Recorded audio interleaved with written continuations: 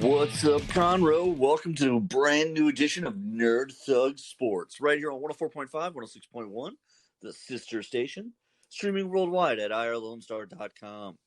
As always, you can check out facebook.com/Nerd Thug Radio for any of the magical stuff that happens in our week-to-week, day-to-day, month-to-month lives. This is Corey DLG. With me pretty much all the time is little brother Nico. I don't know what you're talking about. I'm never here. Allegedly, I'm here. That reminds me of one of the very first Chappelle Show sketches. Is when like he complains about the real world on MTV. He's like, they always show one black person surrounded by like 7 white people, and he's like, I don't know if y'all know this, but white people are crazy. So then it always makes the black person look like they're going crazy. So we're gonna flip it, and we're gonna put one white couple in the real world with 7 black people, and then like it's so funny because at one point they're a couple, so it's a guy and a girl, and at one point the guy is accusing one of the roommates of sleeping with his girlfriend. Mm-hmm. And he goes, Tyrone, I think you slept with my girlfriend. And he was like, allegedly. And she was like, Tyrone, no, we did sleep together. And he's like, right, allegedly. Allegedly. And she was like, no, we did. And he's like, right, allegedly. I'll remember that forever. And then they shank him in the kitchen. Good for him. Allegedly. Oh man. So we've been away for a little while. There's lots to talk about. We're gonna get into Deshaun Watson, who now is up to 22 accusers. But don't worry. Yesterday, his defense team released a rather large press packet that was full of affidavits from masseuses who have gone on the record with the defense that Deshaun Watson did, in fact, not sexually assault them. Yep, because that's how we prove our innocence. That's Look right. At all these people. Man, that is the best defense I've ever had. Whenever I murder someone, because it'll happen eventually, I'm just going to put out a document with all people. Like, look, I didn't kill these guys. Right. They're perfectly alive. And to be fair, though, you have to have those guys agree that you haven't killed them. Right, yeah. That's how it works, okay? That's proof, okay? That's proof. It's proof I didn't murder anyone. Yeah. Because the entire population of the world is still alive, I have yet killed anyone. So that happened yesterday. That's like the worst thing I've ever heard in my entire life. Nothing says you did it more than, look at all these people I didn't do it to. Yeah, it's... That's like worst move ever. We're going to get into it. We'll get into it. But also, baseball, the season opener is... Okay, well, this isn't helpful because baseball's schedule is weird and every team doesn't play on opening day. Like, at the NFL, they'll do like a showcase game, and then they're like, okay, and on Sunday, everybody else plays. Major League Baseball... if you remember a couple of years ago, they literally had opening day in Japan the week before they opened the season for everyone else. Time zones. Right, yeah. So baseball basically opening day is this weekend. So we'll talk about the Astros a little bit and what their chances are and where it seems like the talking heads have got them placed this year. And then if we really get desperate, we can talk about the Rockets losing. I think at this point it's 23. It's 22 out of the last 23 games. And then that's also a perfect record. Yeah. March Madness, we're down to a Final Four. And 2 teams are Texas teams, U of H and Baylor, who play this weekend. And they square off against Cinderella story UCLA and Gonzaga, who's just been a slow-moving tank that no one can really do anything about. So we can appreciate that kind of strategy.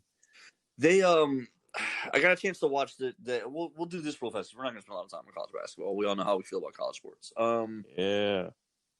So I watched the first half of the Gonzaga game, including a scary moment where a referee collapsed on the court.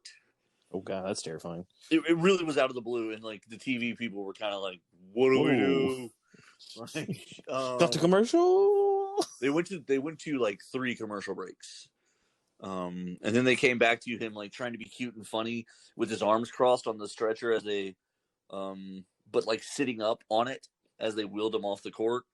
Allegedly, he refused to go to the hospital. They kept him in the back and just had him hooked up to a bunch of machines and monitored him for like the rest of the game. Right, they splash water on his face. They tell him to walk it off. Like, what happened to him? Hopefully, he's okay. Everything, all indications are he's fine. Nobody necessarily said what caused it. I've been thinking, so I saw it happen literally live. We're sitting there, and all of a sudden they're like, here's a scary moment. There's a lot of stuff that can happen with the human body where basically everyone just goes, well, but you feel good now, right? Basically, if you're not hooked up to a machine monitoring everything when you do pass out, people don't generally know what it is that caused it. They can make a guess. Yeah. But maybe he just hadn't eaten. You know what I mean? Like, yeah, or it could be copious amounts of drugs. Who knows? Or just anything. And so it definitely was a weird moment. However, Gonzaga is just... They come out and they play such a high level of defense. So they beat USC. USC came into this game. Gonzaga is mostly they're built around their center, who's a senior, and then for the most part they're sophomores and juniors, a little bit of experience. USC, their pair of guards that are starting are seniors, and then the rest of the team is freshman recruits. USC is a high enough level program that they're consistently going to be a young team. Mm-hmm. Gonzaga just plays such consistent, aggressive defense early in games that they just break your heart, and they within the first 5 minutes of basketball, it was like a 10-point, 12-point lead. Oof. Like, it was just very fast. There were just turnovers after turnover. With the first 3 USC possessions were turnovers. Oh, man, that's rough. So, like, you get out there and you're like, okay, well, let's get a basket. Let's get this game going. And it's just turnover, basket, turnover, basket, turnover, like, yeah, you're like, let's get this bread. Oh, God. Yeah, it was so fast. Like, what happened to us? And so that's kind of Gonzaga's game right now. And their center he's good. He's a quality guy. Now, when you say somebody's good in college basketball, there's 2 measures of that. And nobody exemplifies that better than Baylor, where they have a guy on the team who is a college all-star. He is the best player on the team at if you measure things by collegiate basketball standards. However, also on the team is the top NBA prospect, or one of the top NBA prospects in college basketball this year. And so there's 2 types of good. Gonzaga's center is the type of good that right now he is destroying teams. Is he a draft pick? I mean, he's probably drafted, but not relevant in the league. He's a big, slow white dude who plays a lot in the middle. That's not going to happen in the NBA. They just don't. Right now, they don't do it. So he better learn how to shoot a 3. But yeah, so Gonzaga they just smother you. Like, it was just. But I think going into the half they were up 19. Ooh. And I said, okay, well, I don't really need to watch the rest of this. And so I went about my business. So they won that game 300-4. Yeah, I kind of want to go back and at least look at what the final score was, but it doesn't matter. It really doesn't. even if USC closed it up a little bit and they only lost by like 7, it doesn't matter because they weren't in the game. Like it wasn't a threat at any time. Yeah, it's like, oh, look at us. We made 4 baskets in a row. It's like, yeah, and you're still 8 behind. And it's like, yep. Yeah. And you're still double digits down. So good luck with that. And that's the thing. Like you always tell me, basketball is a game of runs, and I believe you. But when you're starting that run from so far behind, like if you get tripped at all, like you just stop moving. Yeah, no, for sure.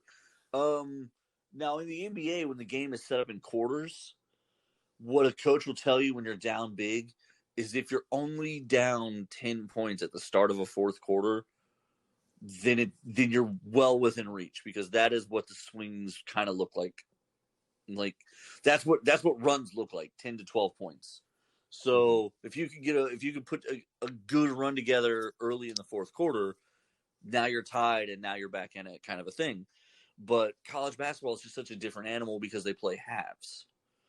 Yeah, that's a wildly different. It, like you're just on the court forever and ever and ever. And when you get into it, if you come into a half 19 down, and you tell yourself, okay, if we can close this to 10 points in the first 10 minutes, you start doing this weird mental geometry to it, and it just right. And you're like, well, we need to score at least a point a minute. So if we divide that, and you're doing algebra, and you're like, oh god, and it just doesn't feel the same. Also, with college sports, it's just a different animal.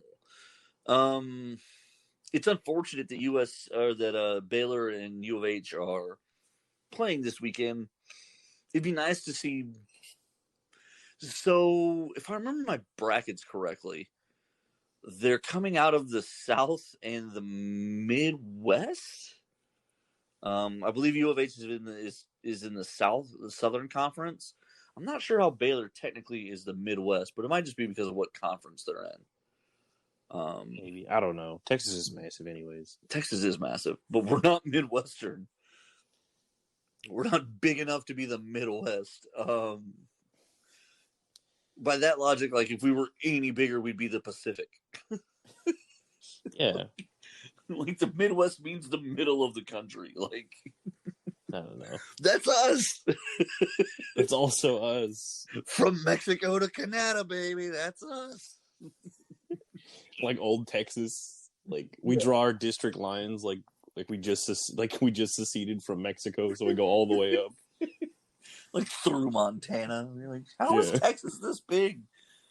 You know what you did.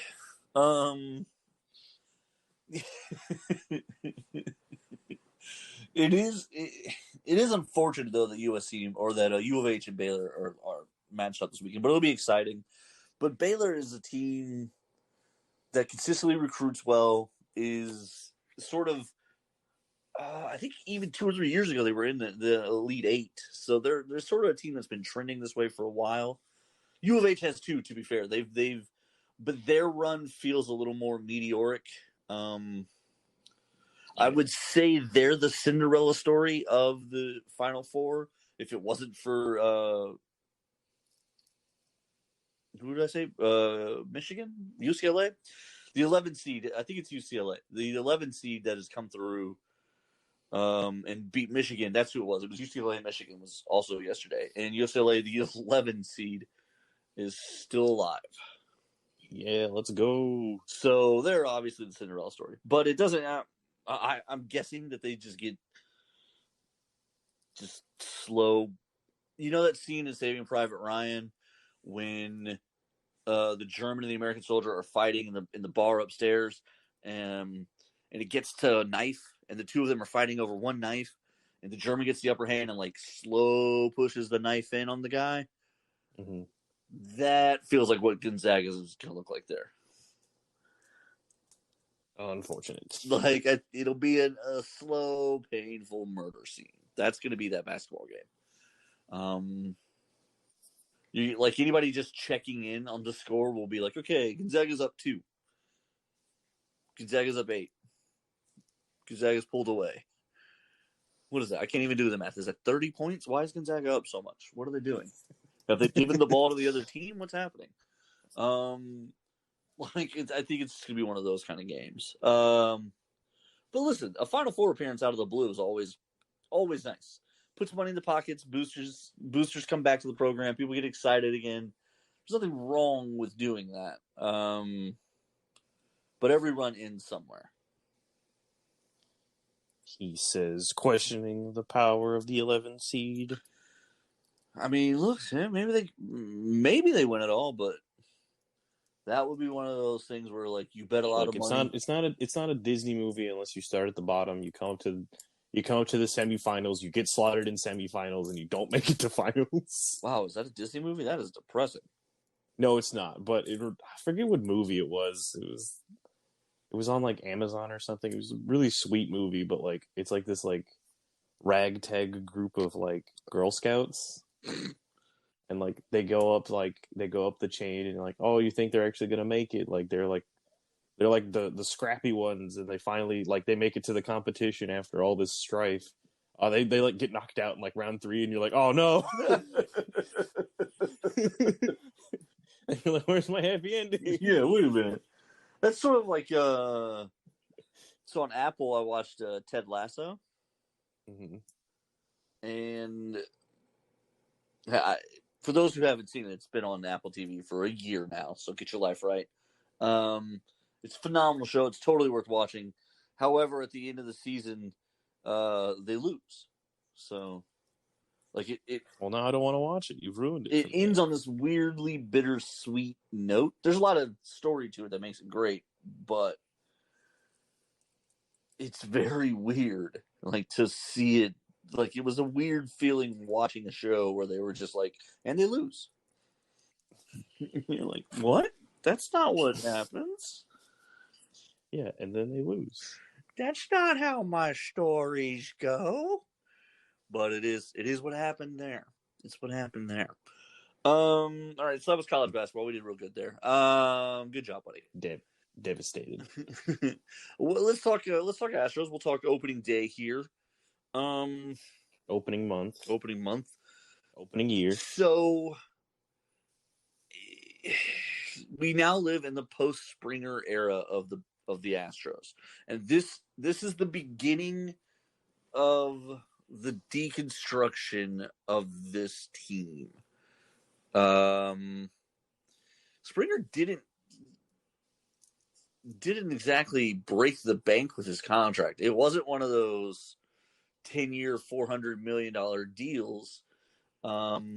He basically got $25 million a year to go to Toronto, of all places. That kind of tells me that either the Astros didn't want him or that he really wanted out. And I don't know which it is. I'm not in a spot where I can tell you wholeheartedly which one it is, but it definitely feels like it's one or the other, and I don't know why that would be.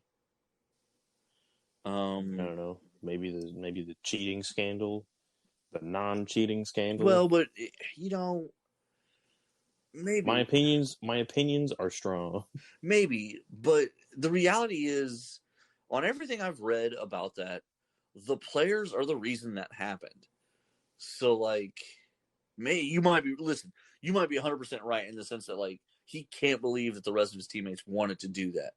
But when they say that the players were a big part of it, like, Springer was the leader in that locker room. So, like, it's really hard to believe that he... Maybe he's just trying to save face. I don't know. Baseball's one of those dumb...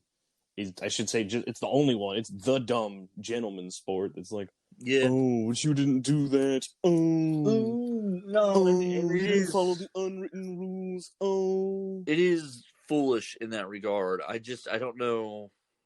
I don't know. Like, it's just one of those things that, like, I don't know if it's an unwritten rule thing or if he just wanted to leave or there was just disagreements. And look, maybe because we had to get an entire, like, basically new head staff because they fired everyone. Right. And, like, maybe he just didn't like them, and he's like, you know what, it's not worth it. I'll just go somewhere else, make some money, and then retire. I don't know. Well, and to be fair... all of these are real possibilities. They are.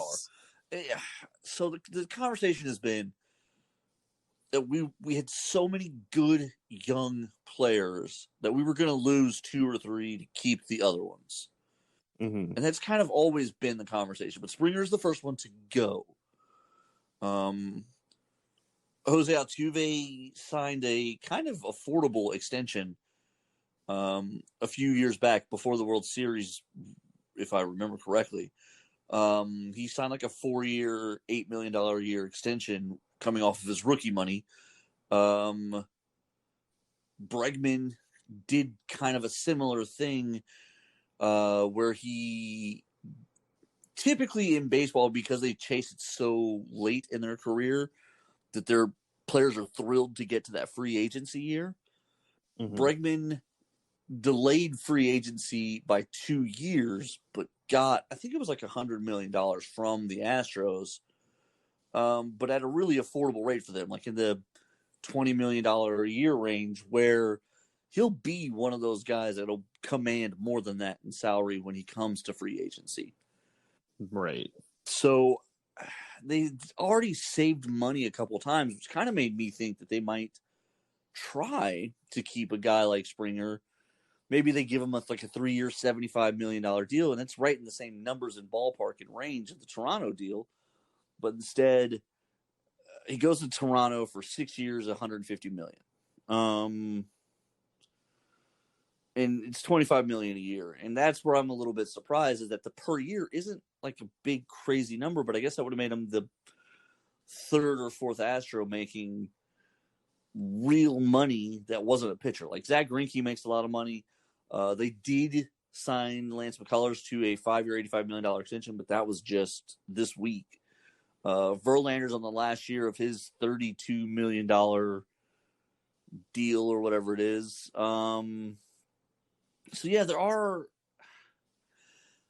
it was a bit of a surprise to see him go to Toronto for so little money. And I'm using hand quotes there, considering he's a star of Major League Baseball. Now, he's not Mike Trout, Bryce Harper level star, but he's our mini version of that.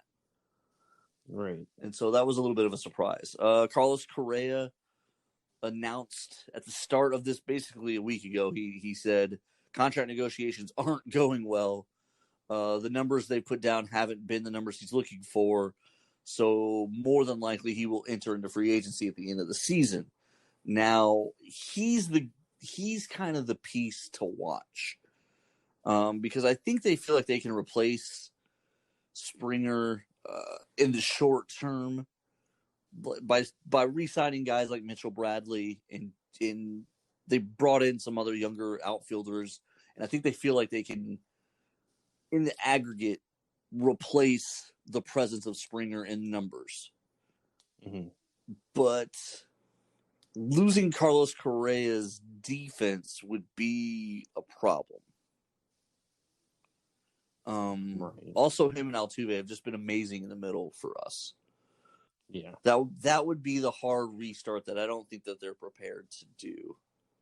Now, granted, he's been injury prone, which may be pulling our offer number down.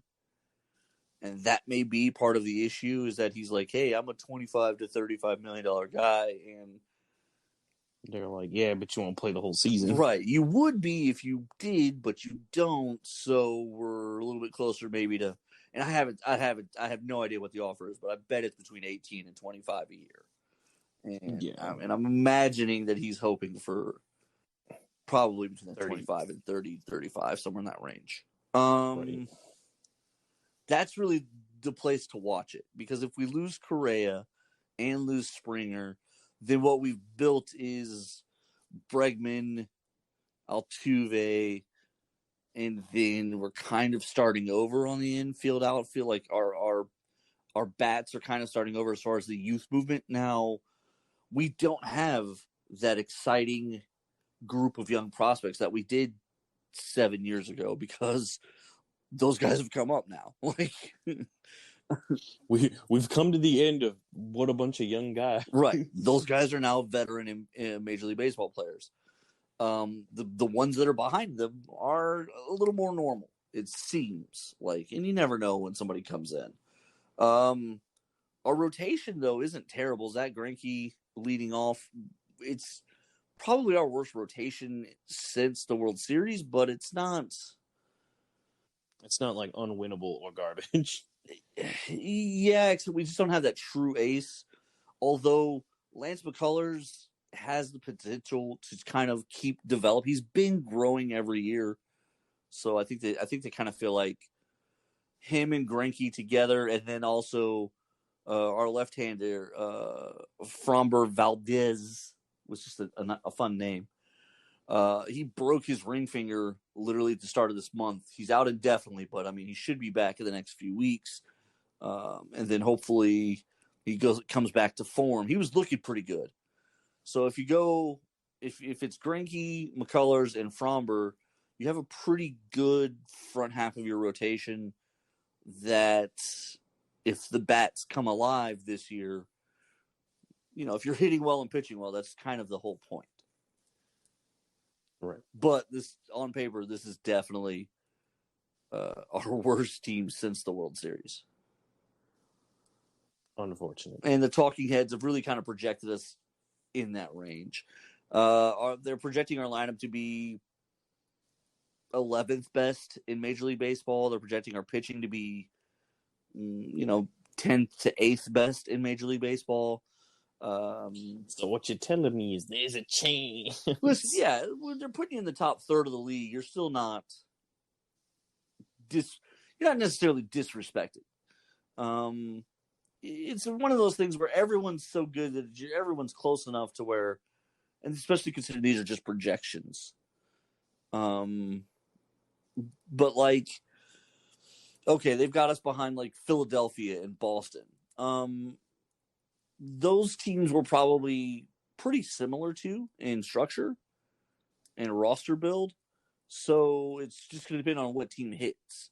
If we hit and they don't, or if we pitch and they don't, or they do and we don't, like, yeah, depending on how it pans out. Yeah, but we're in that group of teams. Like, yeah, maybe we're the 10th team on paper, but if we actually hit and they don't, maybe suddenly we're the sixth best team in baseball, and you got a shot. Right. It goes from to it's pretty good. Yeah, But there is just some. It's hard to be hopeful for sports in Houston. The Astros, while it hasn't been all good news, it's okay. We're about to enter the era where we're bad at everything again. But that's just it. We may not be. The Astros are the only team that are set up to give you any kind of hope that we're not. Now, Justin Verlander is still gone from injury. It's a 12 to 14-month rehab, and he got the surgery the end of September last year. So, in theory, if we made the World Series, he'd be back for that. He could maybe pitch a couple innings in it. But it would be the first time he's pitched in a year. Right. So, but I'm curious what's going to happen with him. He's a guy who's in his mid-30s. Will be finishing the last year of his giant contract literally on injury, mending. He's married to a Sports Illustrated swimsuit model who they now have 2 kids together. How much fire is in the tank? How much does he feel like he has to prove at this point? He's got a World Series ring. Does he just like, all right, guys, it's been real, then retire? Like, no one would be like, oh man, why would you do that? No, a lot of people thought when he left early, like when he got hurt. Yeah, when he left early with the elbow injury, that was the last we were ever going to see of Justin Verlander. And I don't know that they're necessarily wrong. That's going to be one of those wait and see kind of situations.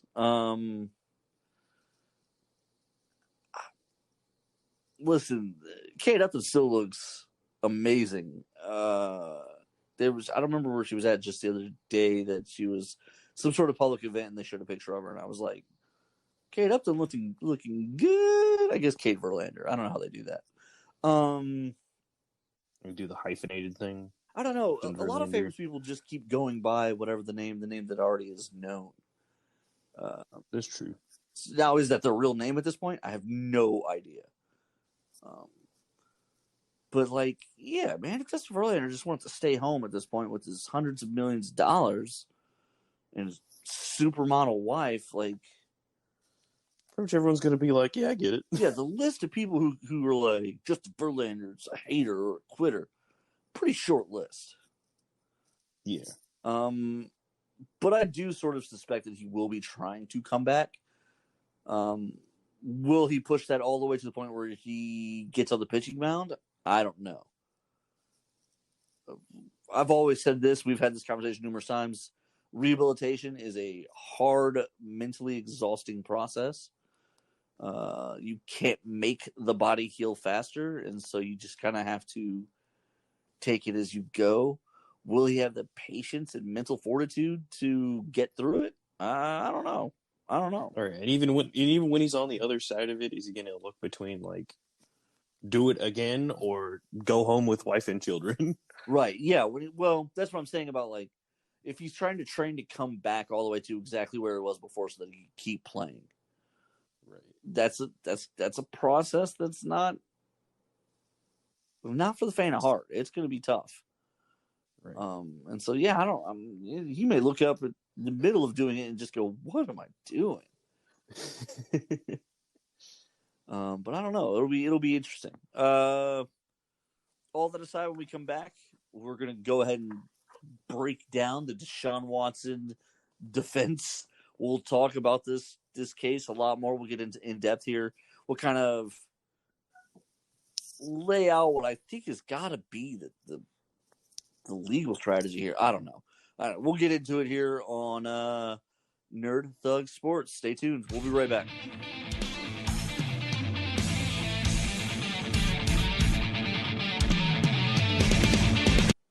The Adventure Begins Comics, Games, and More is a wonderful store located right there on 1488 in Conroe that sells comic books, gaming cards, gaming accessories, board games, as well as all kinds of fun, nerd assorted accessories. This is Corey DLG of Nerd Thug Radio, just reminding you that if you're interested, and if you're bored, if you got some free time, if you wanted to go hang out at an interesting or fun place, The Adventure Begins should be an option you consider. Everything from D&D Adventurers League to miniature painting, to even competitive card play and even competitive gaming events. All those things occur at The Adventure Begins Comics, Games, and More. Interested parties should absolutely check out the Facebook page for more information. This is Rudy Tomjanovich, and welcome to Nerd Thug Radio.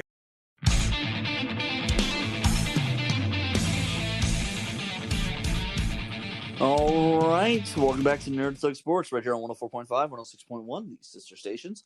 And it's a lovely Thursday afternoon, coming up on like that 2:40-ish feeling, you know what I'm saying? It's almost Friday, guys. Stay with us. Nico, before we get into anything, go ahead and tell our friends about The Adventure Begins, Comics, Games, and More. Right. Our friends, The Adventure Begins, Comic Games, and More, are open and at full operating hours. Can you believe the month of March is already over? They have some events rolling back up. Saturday, April 3rd is the Pokemon Casual Meetup at 2 p.m. And at 6 p.m. is Hammer Time. Warhammer and Tabletop Warhammer meetups are back in action. The Adventure Begins Comics, Games, and More is a wonderful store with fantastic staff, great lighting, family-friendly, and all kinds of stuff. They got all your war gaming, all your gaming and comic book needs met there. You get your books there. Your books are on the shelf still, I believe so. They are selling well, though. I just was in the store 2 days ago now, and when I went in, I was surprised. The first issue of DMA, I want to say they bought 10 or 15 copies, and they're down to 2. Ooh, flying off the shelf. So about to be sold out. Yeah, they will be by the time issue 2 comes out here in probably about 5 weeks, 6 weeks. The Kickstarter just completed. We're cleaning up the pages. We're polishing everything off, getting everything done. By the time issue 2 comes back from the printers, yeah, they'll be sold out, and it's going to start getting real hard to find that first issue in places. Look at that. I'll have a collectible for when you blow up. That's right. Get it graded. That would be the weirdest day ever. But listen, I'm gonna make money off of your back. Listen, and you're gonna help me do it. That's right. I'm due for you, buddy. I'll come through for you. I'll put your kids through college. How about that? There you go. But yeah, so I also get my books there. I got a pull box. I get a discount. You guys should too. I'll tell you one thing though. I just had a conversation with Mr. Bill. Diamond Comics need to get their stuff together because I still haven't been able to get my House of X, Powers of X action figures. What is this tomfoolery?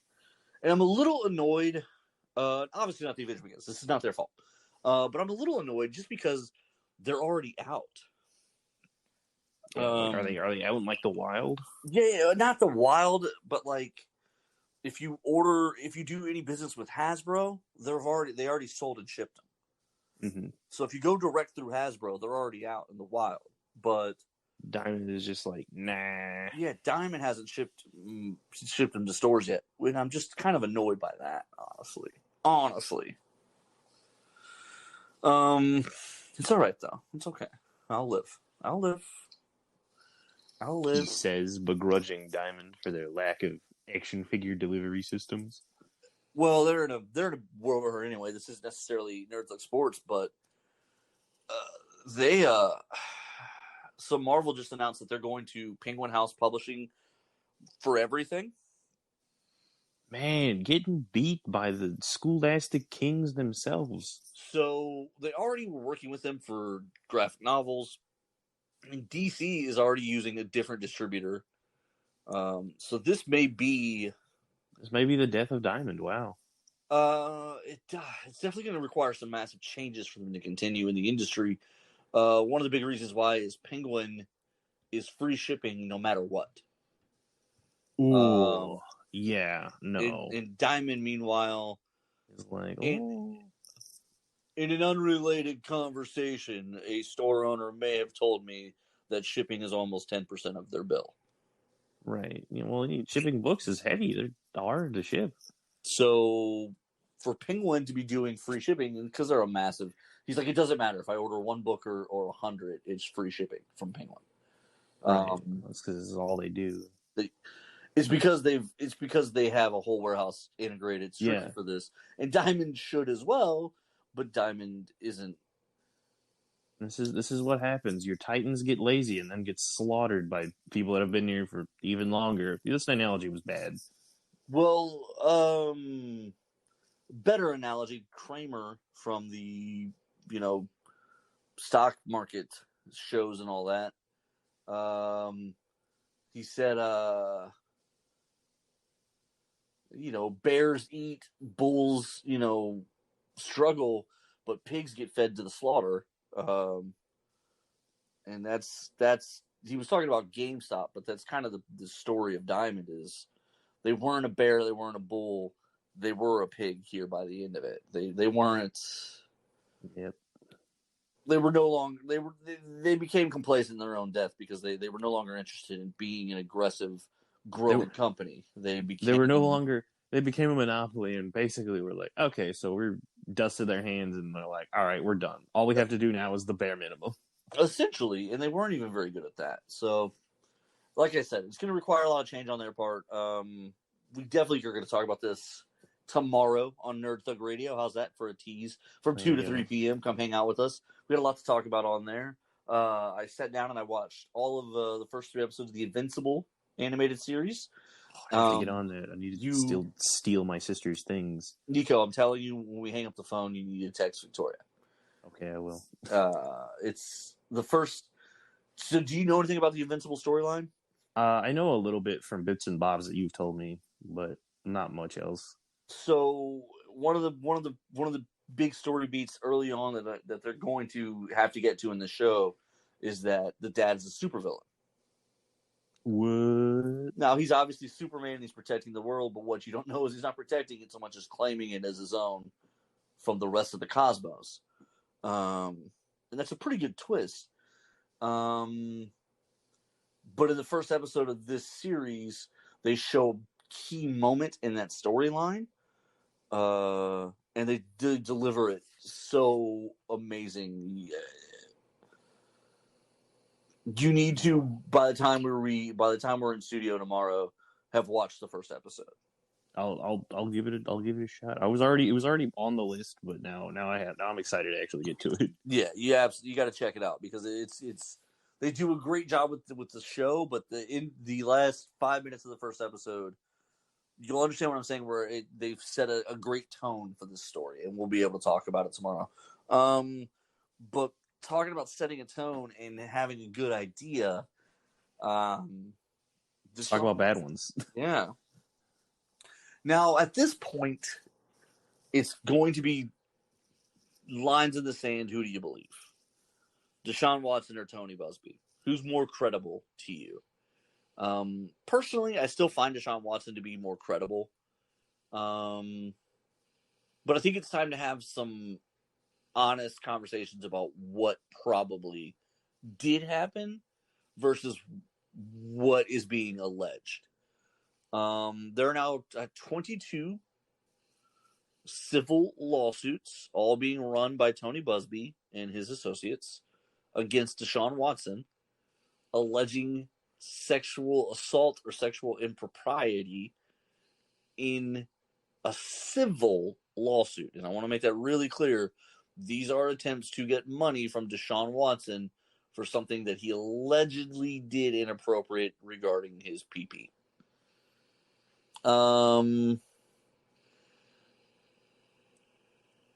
gonna say here what I think is actually going on. There is a culture in the NBA and in the young NFL of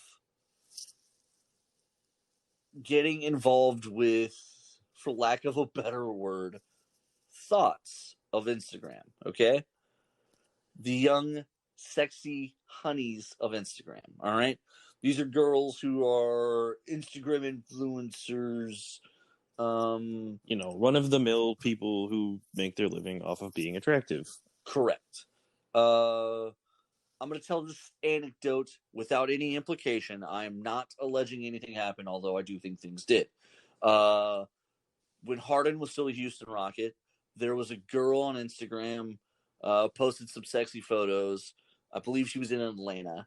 Harden saw her and commented publicly on one of her lingerie photos.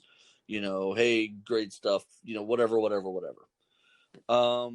Very soon after that, in her Instagram story, she is getting on a plane to come to Houston. I think she's even photographed at a Rockets game. And then she takes a picture of a bunch of cash stacked up on her bed in the hotel room. Mm-hmm. Now listen. Does that mean James Harden paid to fly her to Houston, brought her to the game, and then hung out with her, and who knows what happened, and gave her lots of money for it? Not specifically. But it's not like it sounds like either one of them are all that careful about keeping that from the public. Right. Is it outside the realm of possibility? Also, no. Yeah. Is it probably what happened? Yeah, probably is what happened. That being said, that's become a part of this young athlete culture, and I think that's a part of what Deshaun Watson was doing. I think Deshaun Watson was bringing these girls in, and I do think he was having sexual contact with some of them. And he's even acknowledged that he has had sexual contact with some of these accusers, but that it was consensual sexual contact. And I think the thing that he's not saying out loud is that it was agreed to for money. I'm going to fly you in. You're technically a masseuse. I'm going to fly you in, and you're going to perform sexual acts on me, and X amount of money is what I'm paying you for these things. Right. I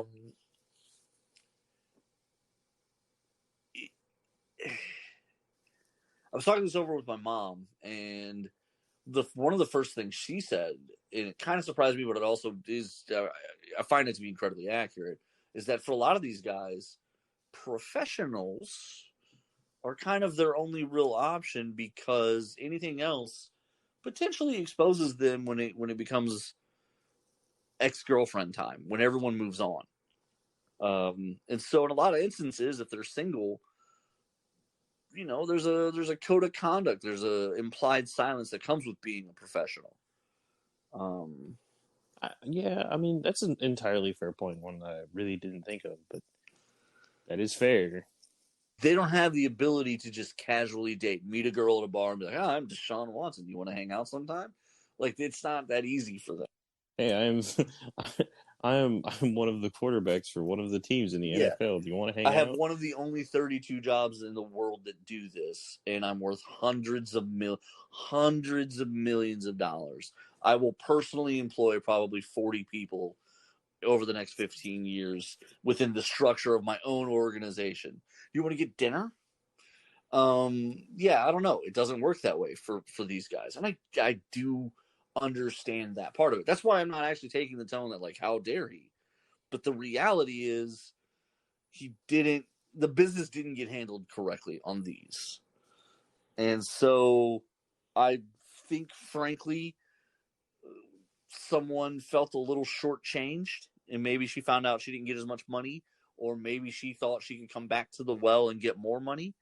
And she was disappointed to find that he said, hey, a deal's a deal, not interested. And now the wheels have spun. And now we are where we are, where basically she's been able to backtrack. Whoever this person may be, between her and Tony Busby, they've backtracked and they found a lot of these girls, and now they're all together saying, "Well, listen, we know what happened, so this is your chance to get more money out of the deal." So Tony Busby's already kind of proved himself to be the kind of guy that I was saying he was when this broke initially. He's regarded in the legal community as a very good lawyer. However, I'm calling publicity hound on this guy. Like, he just loves the headline too much. Originally, in his first press conference, he said he was going to be turning over any evidence that was requested to the Houston Police Department.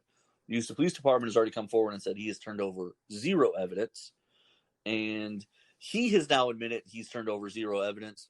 But now he's saying it's because he did a great job of tap dancing around this. But he pointed out a fact. He said, "I have political rival." He said Art Acevedo was a political rival when I ran for mayor, so I couldn't give the facts over while he was there. Now that he's left, though, he knows that Rusty Hardin has a nephew who is a high-ranking member of HPD, and therefore they may not be the right agency to handle these criminal complaints. I mean, like, I hate politics, okay. Thanks, I hate it. Yeah, it's it's very guy who wants attention doesn't follow through on what he says. Right, but, like, with a totally reasonable explanation. Well, and he even does a really good job in the actual explanation where he says, "I'm not trying to imply that anyone lacks the integrity to protect the standards of an investigation. However, rather than try and find out or get into it, it's just better not to do it." Like, it's a super political answer. Well played, Mr. Busby. It's totally busted, though. It is what it is. I know what it is. Was the FBI is going to get involved and investigate a sexual assault? Like, what does he think is going to happen there? Yeah, what other organization are you going to report to? Yourself? What's happening? It is what it is. It's a money grab. It stays that way because none of these people would pursue these charges if it went the other way. Because the reality is, I think they agreed to perform sexual acts for money. And I think that's kind of where it ends right there with Deshaun Watson. I think that's the problem. All of the statement he gave was literally awful. Yeah, it's stupid. It's ridiculous to say.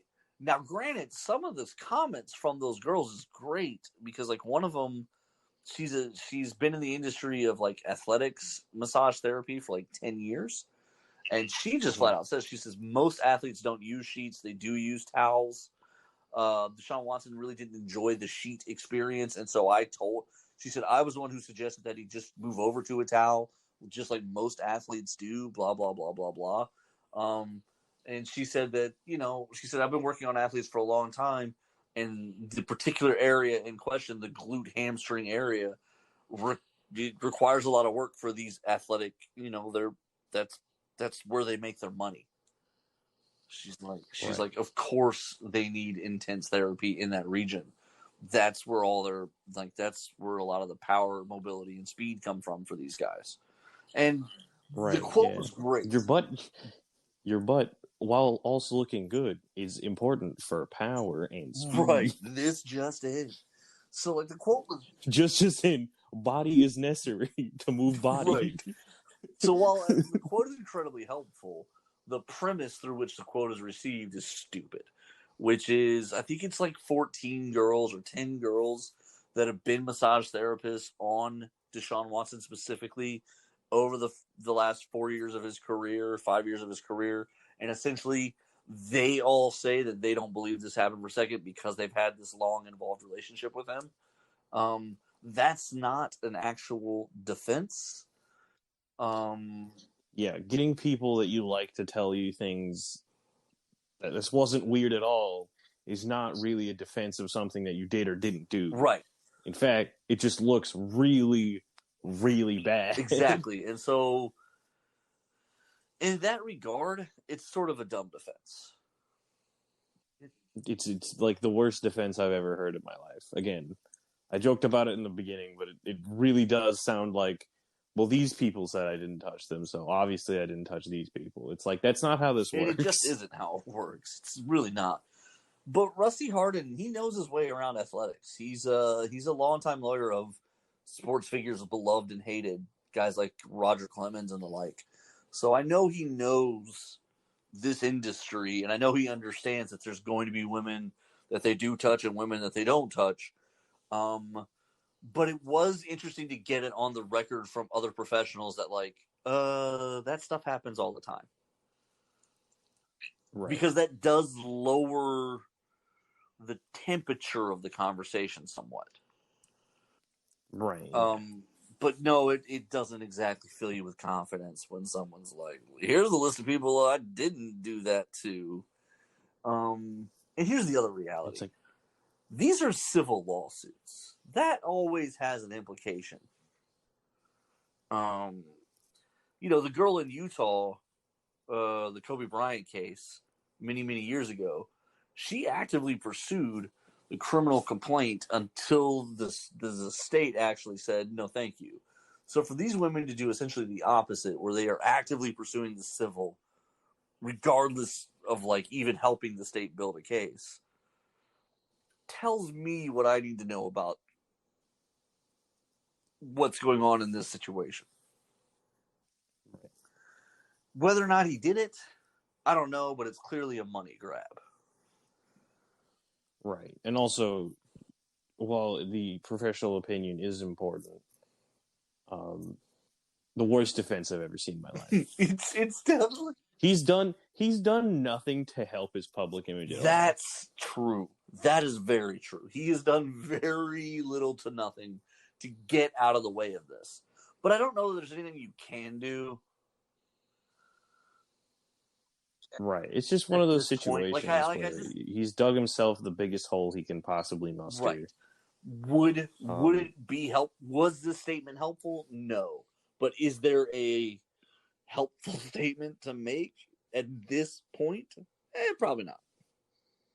Yeah, probably not. Probably not. That being said, are we going to do more Nerd Thug Sports today? Probably not. Probably not. On behalf of little brother Nico and myself, on behalf of the Adventure Begins Comics, Games, and More, I do want to thank everybody for listening. Same Nerd Thug time, same Nerd Thug channel. Stay tuned in. We'll be back tomorrow at 2 p.m. Thanks for listening, guys. Right now, the George Floyd trial is going on. Hope to see a criminal conviction out of that. That would be a big statement for things like the Black Lives Matter movement and things of that nature, and all the unrest that we had over the summer of 2020. It'd be a little bit of vindication for that. But remember, keep getting vaccinated, wash your hands, stay clean, stay healthy. Let's get rid of coronavirus, and maybe let's get rid of spring breakers. I don't know. What do you guys think? See you guys tomorrow. Thank you.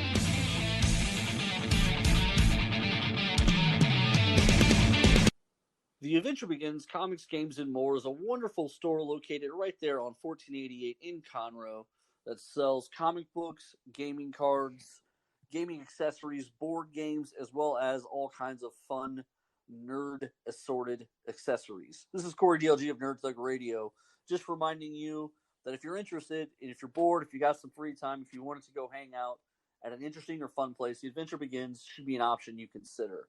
Everything from D&D Adventurers League to miniature painting, to even competitive card play and even competitive gaming events. All those things occur at The Adventure Begins Comics, Games, and More. Interested parties should absolutely check out the Facebook page for more information. Hi, this is Kevin Smith, former Dallas Cowboy, Texas A&M Aggie as well, and I want to say what's up to Nerd Thug Radio.